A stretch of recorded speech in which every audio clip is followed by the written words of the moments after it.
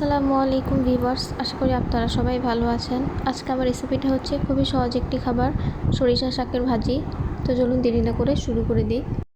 প্রথমে একটা কড়াইয়ে আমি সরিষার তেল নিয়ে নিচ্ছি আধা কাপ পরিমাণে। যেহেতু সরিষা শাক ভাজি, এই জন্য সরিষার তেলে রান্না করব। তেলটা গরম হয়ে আসা পর্যন্ত ওয়েট করব। তেল গরম হয়ে এসেছে, এখন দিয়ে দিচ্ছি 2টা শুকনা মরিচ, রসুন কুচি দিয়ে দিচ্ছি প্রায় আধা কাপ পরিমাণে। রসুন কুচি দিলে একটা অন্যরকম স্বাদ আসবে, যেটা খেতে খুবই ভালো লাগবে।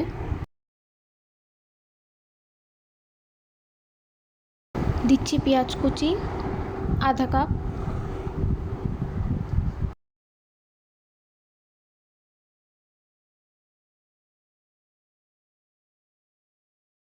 খুব ভালো মতো নেড়ে চেড়ে পেঁয়াজটা ভাজি করে এতে সরিষা শাক দিয়ে দিচ্ছি। এখানে আমি এক আঁটি শাক ভালো মতো ধুয়ে কুচি করে দিয়েছি। শাক বাজারে আঁটি হিসেবে পাওয়া যায়, সেখান থেকে এক আঁটি আমি এভাবে কুচি করে নিয়েছি।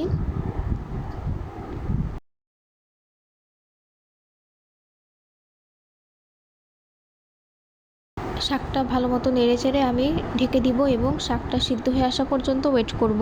খুব বেশি সময় লাগবে না, 10-15 মিনিটের মতো সময় লাগবে। 10 মিনিট পর শাকটা কিন্তু সিদ্ধ হয়ে গিয়েছে। এবার আমি লবণ ছিটিয়ে দিচ্ছি আধা চা চামচ পরিমাণে।